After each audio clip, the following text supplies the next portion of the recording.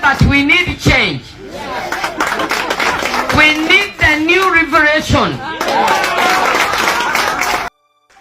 A new Uganda.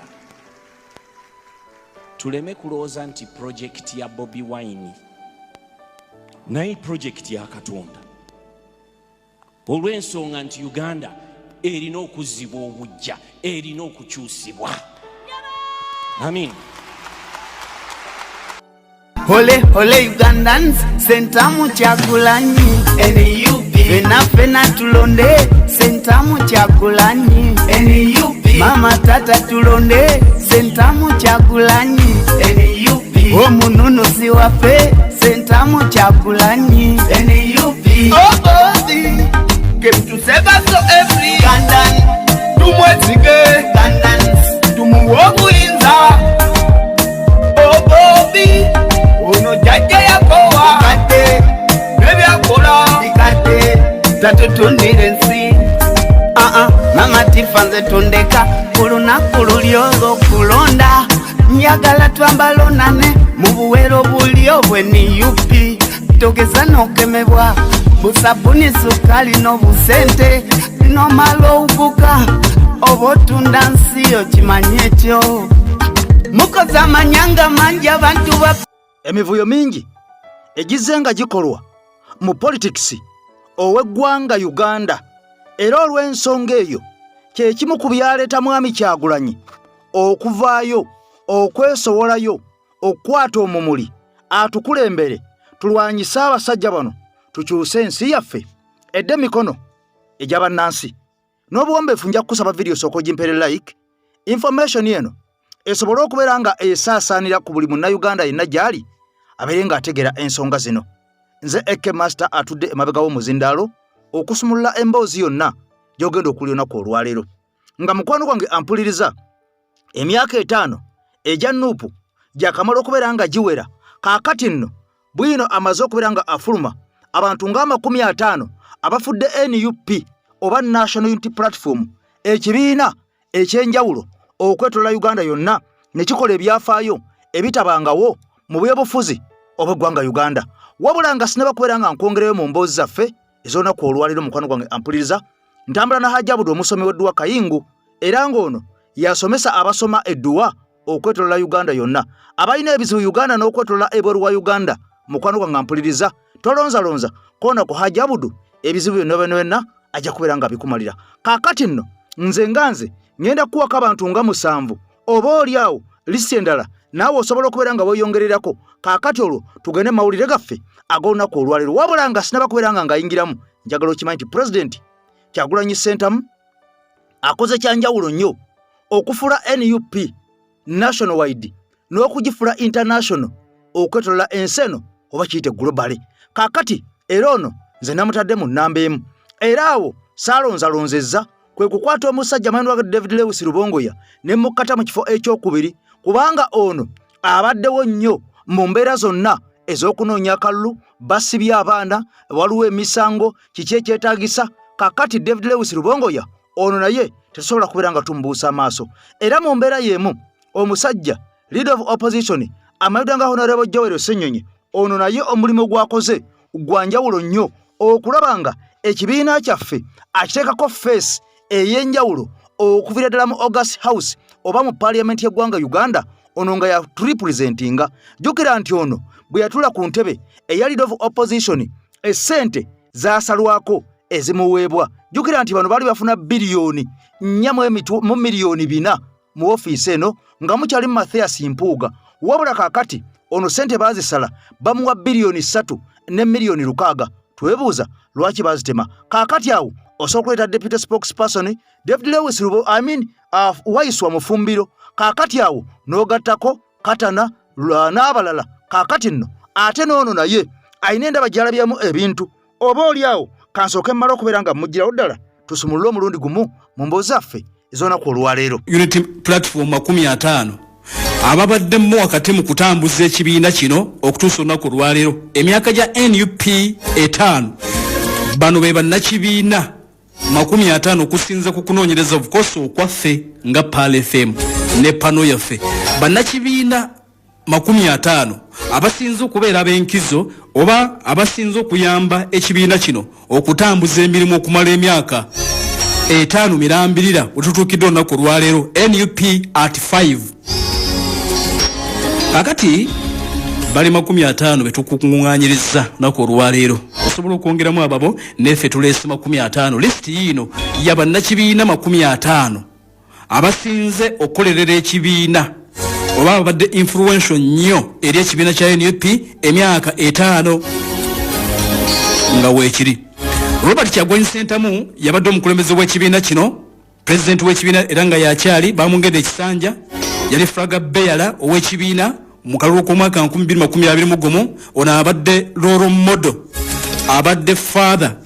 oluusi bamuyita father, abadde simbo ey'ekibiina kya NUP n'okutuusa olunaku olwaleero nga weekiri emyaka 5. David Lewis Lubongoya, Secretary General w'ekibiina kino, abadde nnyo wakati mu kutambuza emirimu gy'ekibiina kino egya buli lunaku. Abadde influential nnyo mu bululu obwadde buteekebwateekebwa naddala by elections, era abadde alabwako nnyo mu kkooti mu kulwanira bannakibiina bazibasiwa. Secretary General David Lewis Lubongoya. Omulala abadde Joel Ssenyonyi, akaseera kano ye mwogezi w'ekibiina era nga ye leader of opposition, y'omu ku babadde ab'enkizo ennyo mu kutambuza NUP emyaka 5 egiyise. Omu ku Vice President John Baptist Nambeshe okuva mu bitundu eby'Embale, erinnya lye tebasobola kulyerabira mu myaka gino 5 egya NUP nga weeri. Muhammad Muwanga Kivumbi, omu ku babaka ab'enkizo ddala mu kibiina kino mu kaseera kano ye Vice President mu kitundu ekya Buganda, abadde wankizo nnyo mu myaka 5 egya NUP akaseera kano. Kakati omulala abadde embaka zaake Francis Butebi, ono abadde symbol of resistance mu parliament, ebbanga lyamaze mu parliament yabadde akulira okuwalira resistance ne defiance, abadde abikulira mu parliament, abadde mbako ya very emitiana gwe bayita Francis Zaake Butebi emyaka 5 egya NUP. Kakati Benjamin Katana abadde munika w'ekibiina, omugenzi Anthony Wameri yali omu ku bannamateeka b'enkizo naddala mu kkooti nga bagezaako okuwolereza ekibiina. Kakati nno ampuliriza mukwano gwange, eyo tuvuddeyo mu basajja abakambwe abasobodde okubeera nga bateekawo enjawulo ey'amaanyi ennyo mu ggwanga Uganda okulaba nga NUP ku myaka 5 etuuka ku ebyo byetuuseeko. Wabula bino byonna nga bigenda mu maaso, saagala weerabire nti abantu bangi abalinamu NRM ate kakati nga bagiwanda lusu, naye ng'ebigambo bino tuze tubibagamba enkya n'eggulu nti gye muli mwalinnya y'amagye. Bano abasajja tebabaagalangako, bano abasajja si bannammwe, bye mukola mukolerera bo, mwe nga mulowooza mufunamu, naye amazima gennyini temusobola kubeera nga mufunamu. Tubalabye mu kamyufu kaabwe nga beesika ebitogi, tubalabye mu kamyufu kaabwe nga beekuba amasasi, era wano we twalabidde n'omusajja eyazibirizza n'aluma emba n'akuba Prime Minister Robina Nabbanja oluyivu omwange, kaakati ng'ono amulanga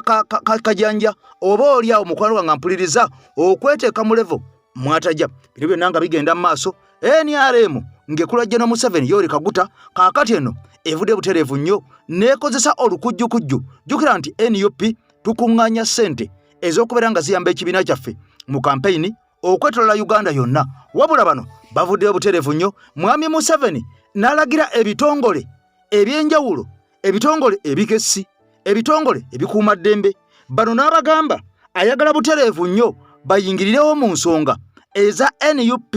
ez'okuŋŋaanya ssente okubeera nga eno tefuna nsimbi oba tevujjirirwa nsimbi kuva mu bannayuganda, kubeera nga esobola okubeera nga etambuza emirimu gyayo mu kalulu kano akabindabinda aka 2026. Kaakati nno ebigambo bimaze okubeera nga bisomolwa olunaku olwaleero. Mwami Museveni ono ng'amaze okuteekawo akakodyo aka iPod,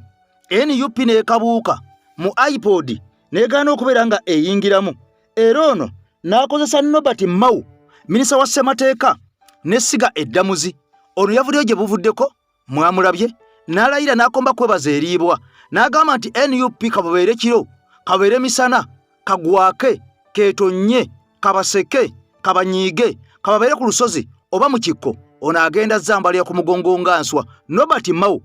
president wa DP wa NRM, minisita mu gavumenti ya Mwami Museveni ono nakakasa mu bigambo bye agenda kukola ekisoboka kyonna oba kuuka jjembe likuuke, naye nga NUP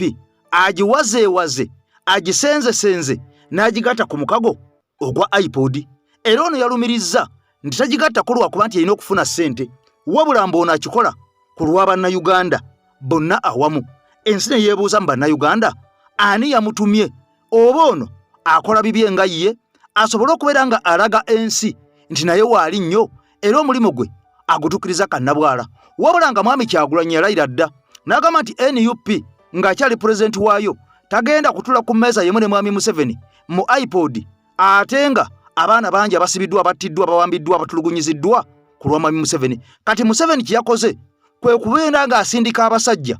mu mbeera bwe tugiwulire. Museveni avuddeyo n'ayisa ebiragiro ku nsimbi ez'ekibiina ki National Unity Platform.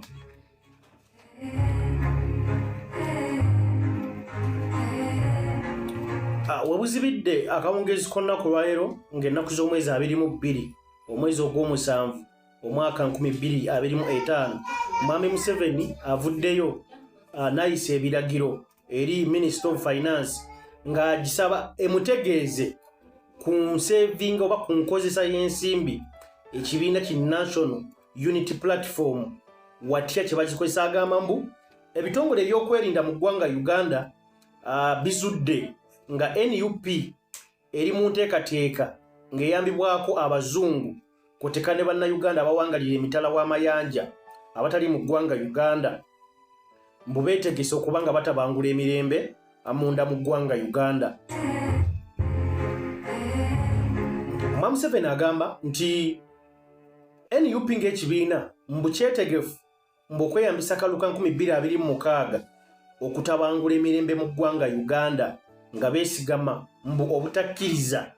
mbu ebitongole ebyokwerinda bigudde mu lukwe mbu ekibiina ki NUP kigenda kwesigama mu kaluka 2026 obutakkiriza ebyo bigenda kuvaamu nti kati ensimbi ze bali mu kusolooza mbu za kubayambako mu nteekateeka ey'okutabangula emirembe oba mbu za kubayambako okubanga bakola obuvuyo mu kulonda okwa 2025. Mwami Museveni ategeeza Minister of Finance n'agigamba nti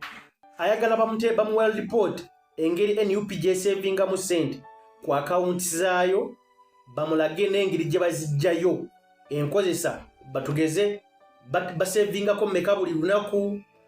bajjayo mmeka buli lunaku, basevinga mmeka buli wiiki, bajjayo mmeka buli wiiki. Mwami Museveni agamba ntagenda kukkiriza nteekateeka ez'ekibiina ki NUP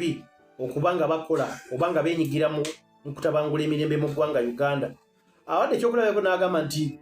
ensimbi NUP ziri mu kusonda zino bayinza n'okuzeeyambisa okugula ebyokulwanyisa mbu ne bateekawo ne batandika okubanga bakubawa bamalako bannayuganda emirembe mu nsimbi zino ze bali mu kusonda. So ayongeddeko n'ategeeza nti ekisinga okwennyamiza nti abantu abali mu kuteeka ensimbi mu kutabangula emirembe mu ggwanga Uganda nti si bannayuganda nga bo basinzira gye basinzire mu mawanga gaabwe mbu ne bayitira mu muyimbi,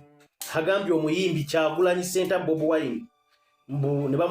bamugamba ne bamupikaapika okujja okutabangula eddembe munda mu ggwanga Uganda.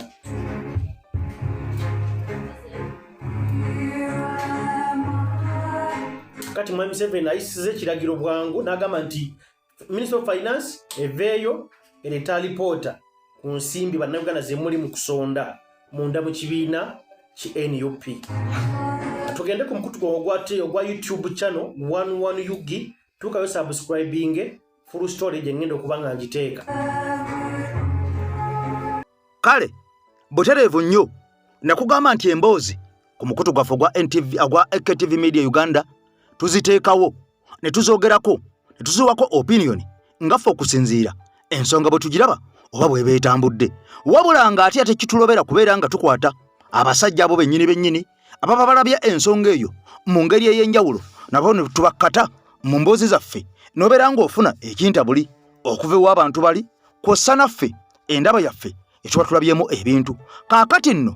Kayunga ebigambo birungi si birungi ew'omukyalo ono Aida Elios Nantaba. Jjukira nti ono yaliko ow'ettutumu ennyo mu NRM era yabeerako minisita mu NRM era yakwatako bendera oba fulaga eya NRM nga Omani MP owa saidi zeeyo. Kaakati nno akalulu akaggwa 2021 ono mu kamyufu baamukuba ettale ne bamusenza oluti ng'enjogera yaffe eya bulijjo ng'ekikere. Kaakati ono najja independent era mbu ono eyawangula akalulu k'essaidi eyo wadde nga owa National Unity Platform yamutwala mu kkooti emisango ne gibeera eyo okumala ebbanga naye ne bafundikira nga bagusaze mbu ono ye yali awangudde akalulu. Jjukira nti ebiseera ebisinga NRM bwe kugoba mu kamyufu n'obeera nga oba oliawo gw'owanduse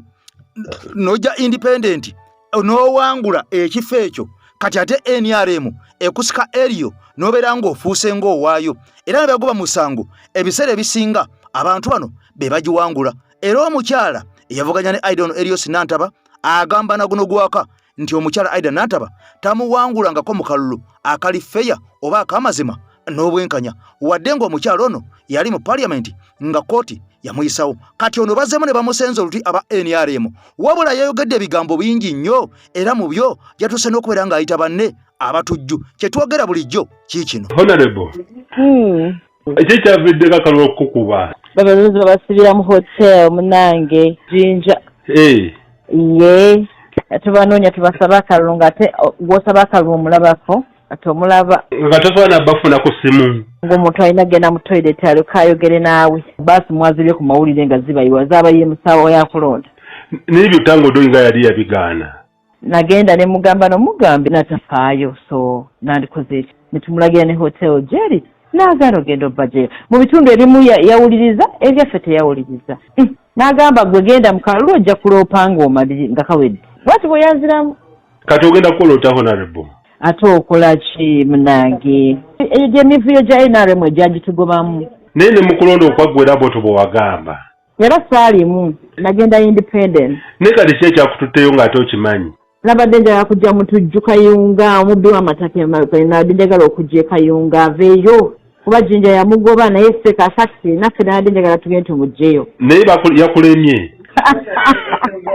otuba butya buwanguzi buba bubbi naye kali akalulu akabadde akamugongo nako gamba nti bakubbye nkugambye bayinza kuddira bagenda kusimba mu mugongo n'obasibira mu hotel ekituufu kiri nti akalulu Nazareth bwe yawulidde nga nzize ngende njogere n'abantu bonna ne bayoolebwa so buli bubbi naawe kalulu buli bamubbi babuyaaye wanje buba bubbi buba buyaaye naye ne mubbiri abiri mu gumu bwe wayogera era ne mbaviira ne mbeera independent kati ndi independent ebisanja bibadde bibiri nga ndi independent kati ekyakututeyo kiki nga njagala kujja mubbi w'amataka Kayunga banange tukooye naye yakulemeddewo wako tekuba kulema naawe amakamera zakulaze ng'abantu tebakusimbye mu mugongo yes nkikiriza nkugambye abantu abateesibwa siisibwa nabo babadduse bangi abadduse naye bamubudde bagala Nantaba amaanyi ge yalina gaalagawa abantu budde beebuuza amaanyi kigoyogera maama Kayunga nga tebamutegeera toyinza kusiba muzannyi wa muzannyo mu mikono n'ogenda mu bingi naye n'ogamba mbu omuwangudde ng'ate emikono gy'ogisibye egyo tegibadde misibe n'ogamba mbu owangudde tukaddemu kale batuwe rawundi 2 bw'abanga yabadde awangula n'amazima lwaki amasho basibira mu mawoteeri naye nzize n'akalulu nga nkatandise mu wiiki ennyini esembayo mu Florida mwe nakatandikira lwaki lwalwawo ow'amaanyi takeera ate maanyi kyako nga bakubye akalulu kalangwa baba alina amaanyi mangi teyanditadde bantu mawoteeri honorable bw'oba wakirabirawo lwaki tewabivaamu ng'olabye vulugu oyo era primary zonna zibeeramu vulugu omuyitirivu ennyo naye this time bwe bagamba nti akalu ka mugongo ne ŋŋamba akangende bwe kaba ka mugongo kajja kuba ka mazima kumbe abalonzi babajjawo ne babaggalira bakwegamba really democracy kati olwokola ki sitegera na butegeezi ne ŋŋamba mwami Tanga abalonzi babasibidde mu mahotel n'atakufaako munange gwe nga eyaliko minisita nga ensonga zo tosobola zituusa eri ssentebe wa kibiina kyo pulezidenti ekibiina ayina beyeesiga omukolera emirimu egyo ogambye bamuyiye tuli independent naye tuwangula NRM mwe twali nga twesimbawo nga ba NRM emivuyo ne gitugobayo naye gikyagenda mu maaso kati wajja etabyeko ne bakuswalizaayo ne bakuwangula tokiddamu nakyogera butebuba buwanguzi tukaddemu Kayunga NRM yalondanga ku 9 kati eri mu 30% ya Kayunga singa eri yalumirirwa tewandivuddeyo omuntu agamba lwaki twaperformingiranga ku 9 lwaki ekibiina kati kiperformingira ku 30% olowooza singa eri yalumirirwa NRM ennyo singa tajje Kayunga n'agamba nedda obuzibu buva ku ki mama Kayunga woman MP ndi independent ebyo tebyaliyo Kayunga yalondanga NRM all through ayinza kuddira muntu abba bantu mataka mu kitundu n'omufuula akulembere pate obanga agamba nti ono ali endorsed by the party Kalanga yagambye yakulazeeko okulaga ki tokyalina maanyi Kayunga toddamu kwogera ekigambo ekyo tokiddamu saagala obimixing kana kalusika jeno ne honorable tuli mu kiseera nga ssentebe w'ekibiina kya NRM yakamala okwetonda ayagala ekolaganeddewo naawe bonna abamukola ensobi okusobola okukozesa omukisa guno naawe n'oddamu enkolaganayo ne Kalangwa ekisooka sikolaganangako naye era sirikolaganaga naye owulidde oli yetondedde Buganda oyo alina ensonga ze lwaki yeetonze naawe osobola okukwatagana naye kati I don't understand you bw'oba okolagana nabantu okolagana n'oyo muntu no naye honorable nga tumaliriza ogambye wagenze watanga odoyo lwaki wagenze wa secretary general n'owaayo okwemulugunyaako ne secretary general naye yategedde era naye namugambye obutakufaako kikulaga ki oba kiraga ki babadde bannenya nnyo lwaki ekibiina kirekeredde lwaki seesimbawo mu pate maze ne nkomawo ne ngamba waayi kale kangezeeko ndabe era bizeemu bye bimu okole ki naye nga si ono n'ataba owedda n'aligeze n'emmenya hoteri nembajjayo n'ataba owedda abo abantu 33 kugombolwa tebannumya lubuto tebantokosa byenda nedda anti walibadde ovaamu nga Henry Tumukunde bwe yakoze n'otalinda kuswazibwa bwotyo ko tebakwita kuswala naawe abamu beewuunya honorable nga tumaliriza n'ataba ono n'atakulana ku president simu nti ne mu buzibu bwe buti nkolako fujjo olina effujjo bayibuli egamba nti omuntu alina amagezi bw'alaba akabi akadduka naye omusiru omutera bugenzi maaso awo labidde nti abantu baba tutte mu hoteri n'odduka n'obivaamu nabadde nina okutuukiriza kinabadde nina okutuukiriza sandibadde mutiitiizi badde independent emyaka 10 golooza singa baali banjagala mu kibiina singa tebanziza dda onoogenda mu primaries nedda sikyasobola wakirabye ekyokya ate ogasiya naawe paka ogasiya yogera ensonga eyo ekyo si ekikulu nnyo oyagala nkuddemu kikirala assalamu alaikum warahmatullahi wabarakatu amanya n'eddoboozi Haji Abudu omusomi w'edduwa nkola ku nsonga ez'enjawulo emirimu nga gikutataganyeko ebyenfuna byo nga bidobonkanye ne oba oli bweru wa ggwanga emirimu gyakucankalanako jangu kusomere ku dduwa okuva edda nedda edduwa zaabaawo edduwa zisomibwa omuntu n'oterezebwa mu mbeera yonna ebadde ekusibyeko akanyaga nina ekyoto kyensobola okukumira wadde oli bweru wa ggwanga nga toli kumpi wano n'ofuna omukisa ogwo nawe n'osomerwako ku dduwa nga nkuteddeko n'akabaani Allah ajja kukusaasira ajja kukwanukula kuba ku nnamba yange y'essimu 075 2 44 71 ne ku WhatsApp kwendi mpereza obubaka sobole okuyamba. Assalamu alaikum warahmatullahi wabarakatuh. Aya bigambo byebyo birungi si birungi ampuliriza omusajja maitwa nga Haji Abudu ebigambo mbeera mbi kugamba bulina kulwetolola ku nsi kuno kasitamba nga nkyalina omukka nti omusajja mugezeeko ebikutte bisobole okubeera nga bita ebyezinze bisobole okubeera nga byegolola kyokka mu mbeera yemu ebikaawa bisobole okubeera nga naawe bikuwoomera nagamba musomi wa dduwa ekyoto akikumira bulungi nnyo era ono akunaasa ne ku mazzi ag'omukisa kaakati olwo n'obeera nga naawe ofuuka taratibu nga mmere ya muceere etasiiga masanda kaakati nno nga twogera kuno nakuli saagala weerabire nti waliwo abasajja naddala bano abaava mu kibiina ekya Democratic Party abeefudde oba oliawo ekitagasa era ng'omu ku bo ye musajja Mathias Mpuuga mwamulaba ebyamugwako mu Parliament ono bwe yali yakatuuka mu ntebe eya Leader of Opposition nga President Kyagulanyi Ssentamu Mitembo amutaddemu obwesige namugamba nti kwata omumuli ku lw'okuvuganya mwami Museveni kwata omumuli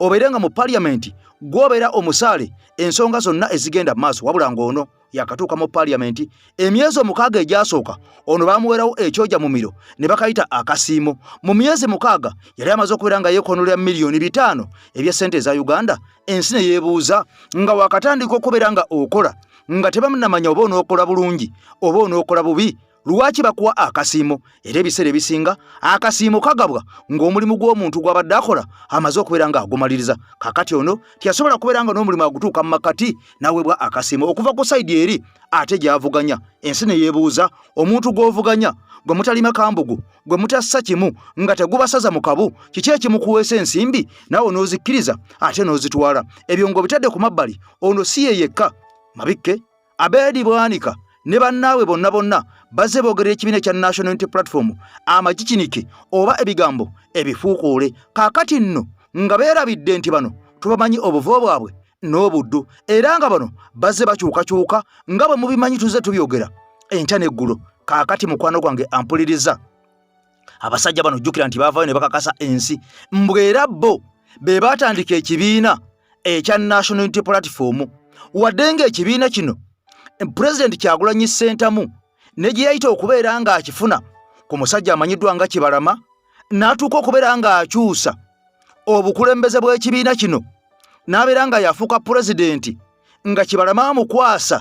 ebiwandiiko n'obuyinza obw'ekibiina kino bano abasajja nga tebamanyi era bano baasanga kiwedde ng'omukyala Honorable Betty Nambooze bwe yayogera gye buvuddeko era kaakati bano ne batandika okubeera nga beesiba ku kibiina kino nga bagamba mbu be baakitandikawo era nga bagamba nti mwami Kyagulanyi be baamukola nga beerabidde ntwabimanya mu kalulu ka 2016 nga yeesimbawo ekyaddondo abaddipi bamumma kkaadi mu kumumma kkaadi n'ajja nga independent n'abawangula kyokka kaakati ebigambo ebyogerwa bye bino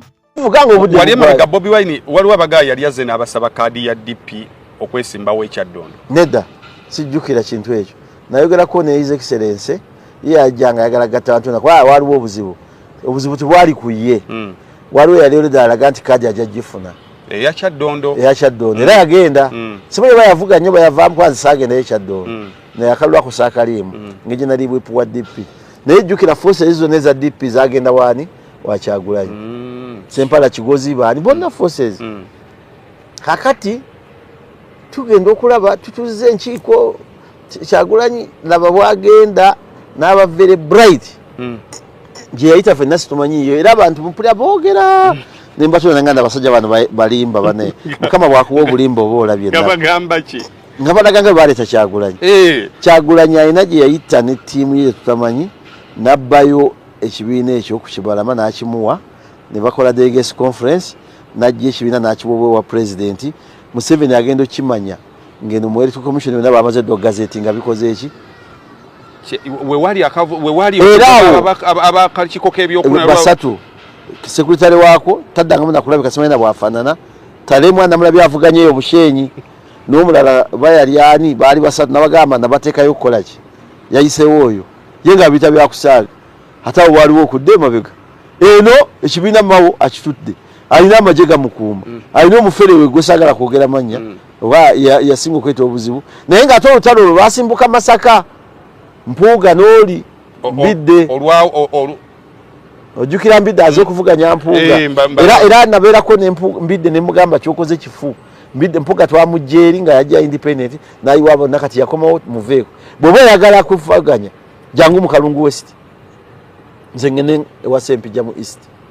panzi sina kino yalikira kugwana kuwangula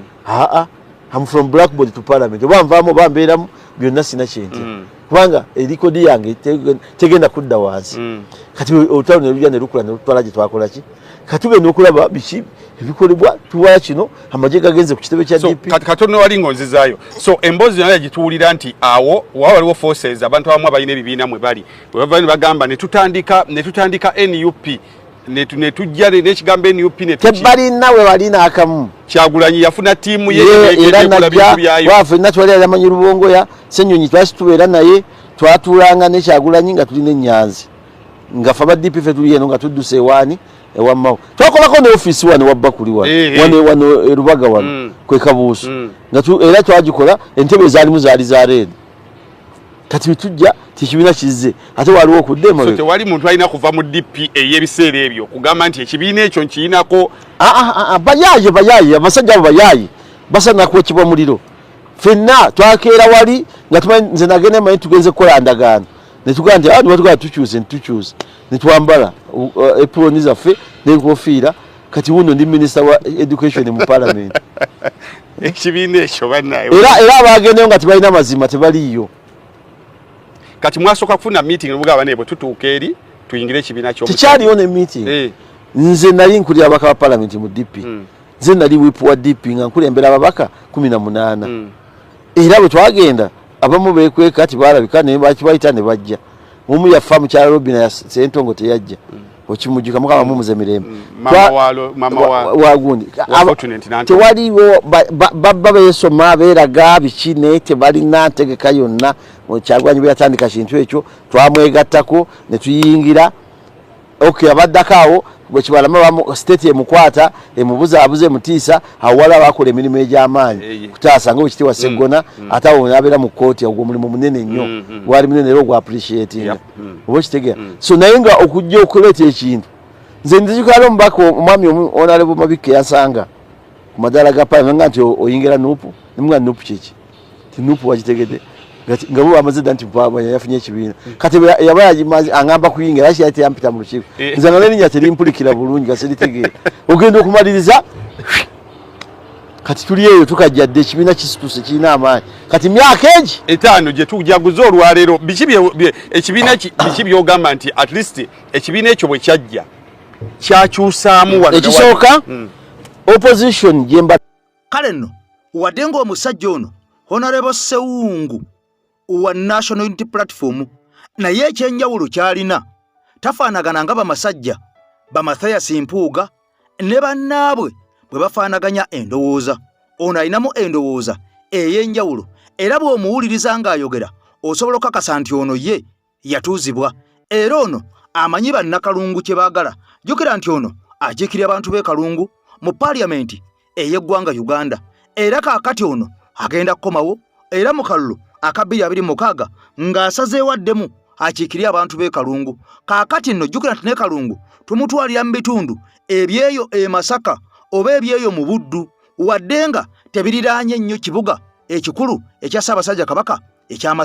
Masaka alimu ababaka bali 3 kuliko Mathias Mpuuga yali wa NUP kuliko Nakakande omubaka omukyala yali wa NUP kuliko Abedi Bwanika owakimanya Kabonera naye yali wa NUP kaakati nga bano bonna baava dda mu NUP olw'empisa zaabwe ensiiwuufu bakola ekibiina ekimanyiddwa nga DF wabula nga saagala weerabire nti Mathias Mpuuga ye mu NUP teyavaamu nga bano ono yagobwa bugobwa olw'obukenuzi obubbi obulabbayi n'omululu gwe yayolesa kaakati akakiiko aka NUP oba abakulembeze baffe ab'oku ntikko baatuula oba giyite enneeke baatuula ne bagaa nti okusinziira ku bigenda mu maaso ne Mathias Mpuuga enneeyisa gye yali yayisizzaamu n'ebikolwa bye yali yakoze bamuha options 3 okuvaayo yeetonde ku lwa NUP era n'okuvaayo essente ze yali aweereddwa azikwate azizzeeyo weewaabali abaazimuwa era n'okuvaayo alizayininge ku kifo ekyo kye yali aweereddwa ekyoba komishona jjukira nti ono bwe yamala okubba n'awummuzibwa ku bwa leader of opposition era ono yali aganye okusuula ttawero nga tayagala Honorable Joel Ssenyonyi afuuke leader of opposition kubanga ono bali babaza ebintu bingi nnyo ng'asazeewo kunzika NUP ajje bigike ku mutwe paka 2026 olwo akonole n'obwa pulezidenti obw'ekibiina kyaffe mbwabere ng'akitwalira mu nkwawa nga ye mubede waakyo wabula twamulabuukirira nga bw'omanyi nti akayina 2 otega kalaba yateganga gyateze naye nga yerabire nti banaamugoba ate emitego gyateze yagenda okubeera ng'agigwamu kati okuva olwo omusajja political career ye yagwa era ng'ono kyalindiridde kyasuliridde kiri kimu kwe kubeera nga alinze okufuuka nga Norbert Mao bamuwa obwa minisita mu gavumenti eno ya mwami Museveni bw'eneebanga Mukama Katonda agiyambye neekomawo kubanga 2026 tulumye n'ogwengulu eno gavumenti ya Museveni tugenda kubeera nga tugiwunzika. Kati bino byonna nga bigenda mu maaso njagala nnyo sooka owulire ku mboozi eya Honorable Secretary Kono ate nkomewo. Musanze abantu abaanise emmwanyi eyo nga bali bulungi bakola eno kyekyatundayo temulindo bawe wange ye ekyawula ku mmwe tibaleeta paalisi moto nga atajja kusasula yafuna ennyingi gw'osooka okuwa atajja kusasula ate omugagga gwe baleetera ogenda olaba gwe bongedde wange eyo omukulu omu yakyaddeyo yasanze amaka agali obulungi ennyo galina abaana 17 bonna baasoma ayina ente nnyingi n'ennyumba ennungi gwe yayongedde naga weebale paalisi moto okugaggawaza naye ne bwe biba biteeka ebizaala ekiro toyinza gaggawala mwaka gumu n'oba n'ebyo byonna. Kati eriyo ebizibu bye mulina wano nga mubiraba ku Ssolo nga mumanyi bulungi enguudo ezitannatuuka eno yalina zireeta naye ng'eriyo ababadde waana bwe bayita muno ne tisaati ate tebabaweerako mpale nga mubakubira engalo bagaba tisaati zokka tekubeerako mpale na sabbuuni kyova olaba teri agiina ng'etukula. Ewaffe eyo abagira NRM basigala mu bbaala bayo banywa walagi ewaffe abaffe abakyagulanyi banywa bbiya nga bwe balinda omulembe ab'NRM bo basalawo kunywa walagi bagende n'owaabwe kubanga embeera bwetyo bwe bakaka ndowooza ebyo bwe munaabitegeera ewange eruwero babagambye mukole nga bwe mwakola luli mumyuse neero si wano awadde wabulamu mumugambe muli mwetondera oluvannyuma sookadde ebbali n'akakiiko ka bbowa bwe kaba kaagala akulembera abe wa Nuupu n'akakuba akakkirira emmanga bwe mulaba nga baagalawo akulembera mumyuseewo tunaabasanga n'ebigambo ebyo Mukama abankuumire Ssolo tukwebaza webale tuyita n'okusanyukirako naawe n'abalala bonna abali wano abasanyufu sembyayo ekintu kimu n'abali wano ngoze kulwa Ssolo mwoyo mulungi manya tali yekka aliko layini wano gye tulina okumanya nti bw'aba Ssolo yalibadde minisita munene mu mulembe omulungi guno singa mulonda bulungi Kyagulanyi n'abapulezidenti Ssolo asobola n'obwa prime minister olaba abalaba busobola betulaba bali yegeyege bali naye ate oyo so n'olwekyo mulonde bulungi tugende maaso ne Ssolo adde ng'ayina binene bye mubanja kati ebirala byonna bibadde mulowooza nti ayina obireeta abalina obireeta bw'osanga omwana waka ow'emyaka ena ng'alimye bubi w'omuwadde n'owaana ani gw'oyisaako kibooko ne ku lubuto owaana mubankubire bulungi emboogo abeena mubalage ekyokukola nga bwe tutambula ayi Katonda kuuma Ssaabasajja kale nno ebigambo bino mukwano gwange ampuliriza ebiseera ebisinga tubikola oba emboozi zino ebiseera ebisinga tuzikola gw'osobola okubeera nga ofunamu oba oliawo n'ekyotategedde osobola okubeera nga okitegeera bulungi nnyo mukwano gwange ampuliriza oba atugoberera kaakati nno Honorable Secretary Ko ebigambo amaze okubeera nga abyogera wadde nga bino abyogedde naye saagala weerabire nti emmwanyi yaffe abasajja baagirindigula dda ennume y'ekigo era nga kye twayogerako ne tugamba ababaka ba paalamenti temugeza ne mwetantala okuyisa etteeka lino muleke emmwanyi yaffe esigale emikono gyaffe abasajja baawe obukadde 10 ne balabanga bannayuganda tetukyalina mugaso tetukyalina mulamwa era olwo ne beerabira nti 2026 ate balina kujja waffe basabe akalulu kaakati emmwanyi yaffe bwe batyo ne bagiwaayo bwe batyo ne bagitunda kale nno kyannaku nnyo nti bino byonna byabaawo okubeera ng'emmwanyi yaffe ebadde tuyimirizzaawo etukwatiridde abasajja baagisaddaaka ne basalawo ne bagiryamu obukadde 10 era twabyogerako mwabitegeera kaakati nno mwenna abali mu kyalo obusungu obw'emmwanyi mbeegadde n'amagulu nfukamidde mu bukwate mu bugattegatte tukwate omusajja ono tumumme obululu bwaffe for president tulonde Robert Kyagulanyi Ssentamu 2026 kaakati olwate woolaba ambuleera ku bifo ebirala ebisigadde byonna tiikinga butiikinzi kubanga ekibiina kyaffe n'abannansi bonna abo ku gurawundi baba bamaze okubeera nga bakuba ttooki n'akasengejja ku muntu oyo agenda okubeera nga oba ambuleera abajja bonna oba ba NRM oba independent nkwegayirire toyono na akalulu kateeke ku ambuleera okuviira ddala ku President Robert Kyagulanyi Ssentamu kuba President ne New Uganda eya 2026.